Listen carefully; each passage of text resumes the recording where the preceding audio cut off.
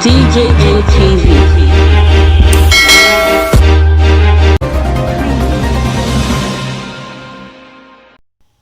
The Edo State All Progressive Congress (APC) don dare Governor Obaseki to do torchlight check for the removal of plenty water work when im don threa ten to do. Our very better people, how una dey? Hope una dey go siriri welele. Una good morning, una good afternoon, una good evening and una good day sake of the time wey una take dey look our ogbonge day-to-day tori for our correct TV station wey be DJM TV. My name as usual na Stanley Okocha. Na me wan still yarn una our ogbonge tori for this time as e don take shele. Our tori this time go concern the All Progressive Congress (APC) wey dey inside Edo State sake of say dem don yarn say make the governor for Edo State wey im name be Governor Godwin Obaseki try am do check for the removal of plenty water work sake of say as the governor don yarn come out for im mouth. According to the APC chairman for Edo State wey im name be Colonel David Imuse wey don retire, im yarn say as the governor mark 100 days for office for dis im second term, the APC dey dare am to do the check when im threa ten say im wan do take torchlight for the big gbogiri plenty water removal for street work when the government bin for am start. The party for one tori informate when dem share give tori pipo when e be say na the State All Progressive Congress (APC) publicity secretary when im name be Mr. Chris Azebama knack am put. The party yarn say make the governor do the check and make sure say the tori wey go come out for the check make im make sure say Edo pipo hear am as e take come out and make dem for know the true for the matter. For the informate tori, the party come yarn say when the governor dey do torchlight wakamet for the textile mill road catchment legalization work for inside Benin City this week, im yarn say the removal of plenty water for street work na wetin dem arrange make e no get head for the enjoyment of Edo pipo, just as e yarn say im go do serious torchlight check and get all the gbogiri when e be say dem thief for inside the work. The informate tori come yarn say Edo pipo know say the work na collabo work when e be say dem do that time sake of say na the State Ministry of Environment and Public Utilities and Ministry of Works with plenty commissioners when e be say the present secretary to the state government when im name be Barrister Oshiomole join gather inside the work to make sure say yes the work go siriri werere that time.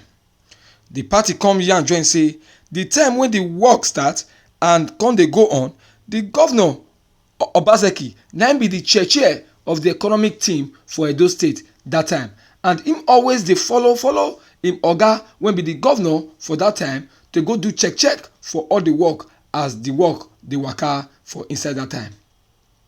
Dem come still yarn say after the governor that time don play big part to fit get 25 billion gbogiri from the capital market when dem use for the work, the governor company for that time when dem dey call Afri Invest get im own share from inside the money when dem dey get called consultant commission, and dem come yarn say that time the money when e reach the governor company wey be Afri Invest come be 1.5 billion gbogiri, and that one na just for wet mouth for the business.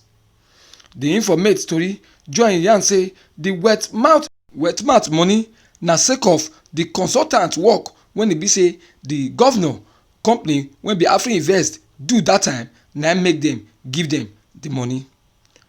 The APC come yarn join say as Obaseki be the economic team chair that time, na im submit the plan and regi to the State Executive Council and na im still come arrange the contractors when e be say dem come select from to come take dey do the work. For the Edo State APC talk person mouth, Dis film when the Edo State Governor Mr. Godwin Obaseki wan start so, e go sweet well well no be small, and e go get plenty laugh for inside. But one thing wey go come dey better for inside be say na better for Governor Obaseki to really carry the torchlight check when im plan to do so that e go come be open mouth tori, and e go come still end as one of the big tori when e be say everybody for Naija go come dey follow as example. Im come yarn join say the APC dey get bitter belle sake of say Governor Obaseki no fit show anything when e be say e don do for the first 100 days when e be say e don spend for this his second tenure. So the only thing wey e wan do to take cover up na to make sure say im begin dey pursue shadow and begin dey threa ten to use torchlight take do check for the work when e put eye to start and come jump am pass like that.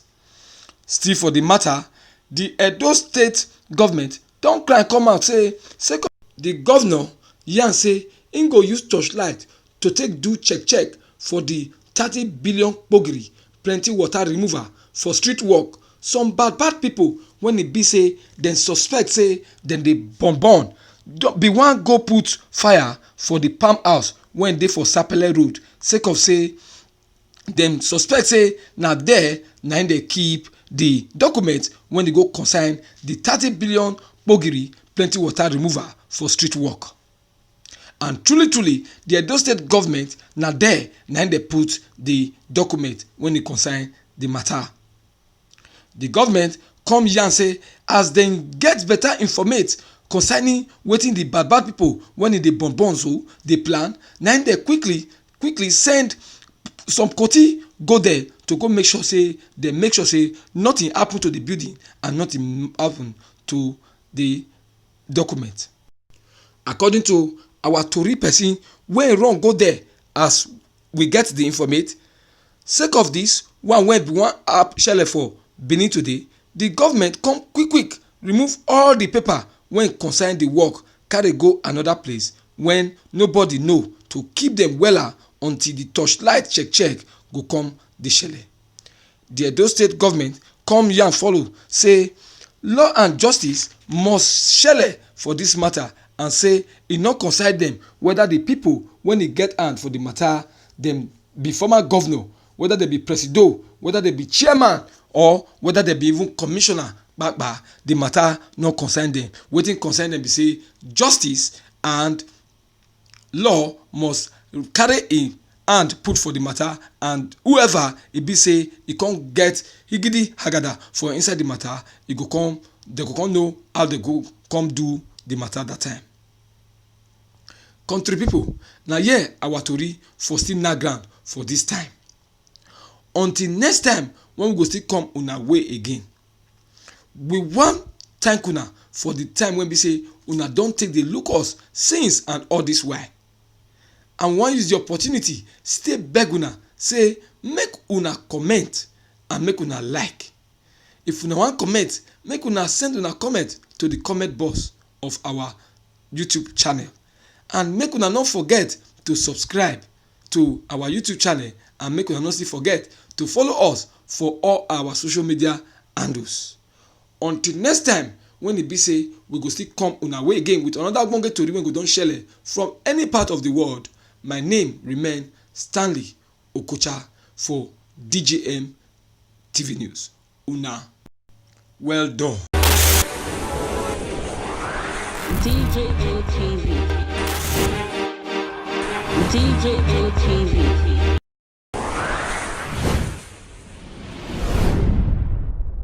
Fulani people don't say no, they don't like it. Welcome to DJM TV. DJM TV. DJM TV. DJM TV. DJM TV. Some of the delegates and ask them questions. DJM TV.